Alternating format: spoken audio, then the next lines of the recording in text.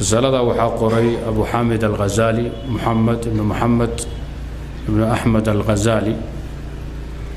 أوردش أفر بقولي كونتنكي هجرة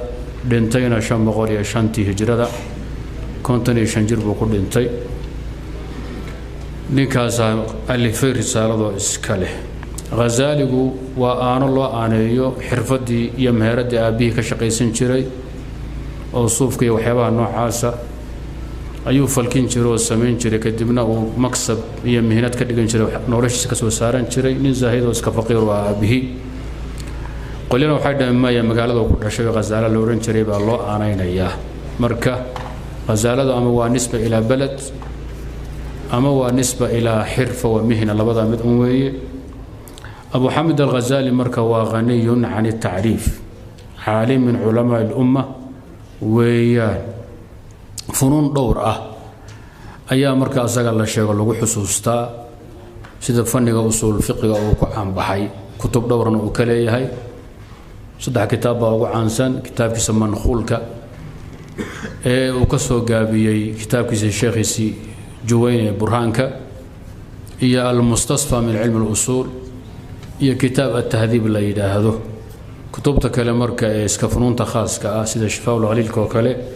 واسك خاص حكروا لوع حسوستا فلسفة كتب كالي هاي وهو فيلسوف كتب دورة كقري فلسفة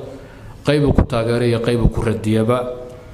وحلقوا حسوستا إنه يهاي من أرباب السلوك وأحوال القلوب علماء كنت تخصصتي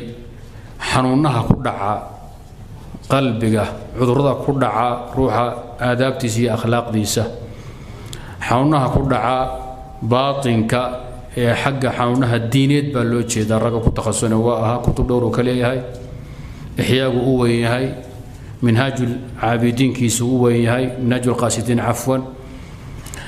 هي منهاج العارفين كتب تأيضا منطقة عام بقية كتب دور وكليها معيار العلوم هي محك النظر هي كتب كواوين با وكألفين فنغا فقه أنا dadka ku magac bixiyay ku jira kutubtiisa ay noqoto kutubaad loo cuskado sida kitaabkiisa wajiiska ugu caansan kutubta uu fiqiga ka qoray waxaana ugu weyn kitaabkiisa basiidka ee uu nihaayaha ka soo gaabiyay ama kutubta kale shaafiiciyada ibn khallikan uu yiri kitaab lamida lama alifin fil islam asaguna markuu maray ixyaga uu yiraahdo haddaad fiqi kooban rabtana wajiiskaygaan kugu ogahay boori haddaad fiqi faafaasan rabtana basiidka ogow كتاب دردار موي إحياء مركو مريو مقعيداسنا وحو كسو دنبشي أبو الحسن الواحدي كتبتي تفسير كاه الوجيز في التفسير الوسيط في التفسير البسيط في التفسير وكسو قات أساقانا الشيغي إنه هو شهالكا كسو ديكت مركا فنقا فقه أصول فقه سلوكي أدبك فلسفة فنون تاسعات بوعان ويهايو وحاكلون لهالمامي كارين فنقا علم الكلام كلا يدهدو oo kutub dhowr oo kale yahay caan oo ku yahay inkastoo waagi dambe asagoo dhanba uu ka dayriyay sida risaaladiisii iljaam al-awaam an ilm al-kalam uu ku sheegay xagga mu'taqadkiisa waa nin ash'ari ah si guud wadaad ash'ari aweeye inkastoo waagi dambe uu madhabkooda dhan ka dayriyay oo yiri waxaas oo dhan waxba kama jiraan hal laga tago طريقتي سلف كان هاللول لابتو اسقو امد سدا u dardaarmay ta'wiil kana xarimay adilana u keensaday fi aakhir hayati 505 uu dhintay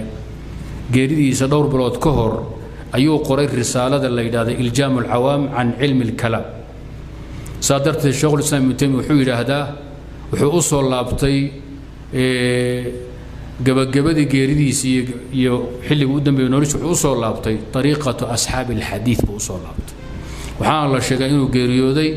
asagoo saxiixaynka mutaalaceeya oo akhriya oo culimadii muxaddiثna ku dul akhriya kitaabka quraanka maruu wato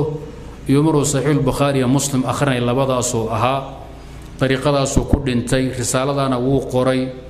laakiin mafhuumkii uu ka haystay طريقة السلف الصالح ayaa khaldana oo lama oran karo في آخر عمره كدنتي على السنة المحضة لما أورنكره لكن حال أورنكره حوصل لابطي منهجي هي الطريقة دي أي عقيدة ده iyo manhajkeeda ku qaadan jireen salafku u soo laabtay wa in lam yusibha ala tahqiq jidkii adigu aad martadaan soo qaado oo wali aanan goolka gaadhin waxaan ka fiicinahay wadada dhanba ninkan soo qaadin ee aan tarare meel kala maray طريقدي uu soo maray laakiin at-tafwiid ay wuxuu mooday madhab salaf salih at-tafwiid oo tafwiid al-macna macna sifaat ayuu u qaatay inuu madhab salaf yahay kadibna risaaladaas uu hawshaas ku xaqiijiyay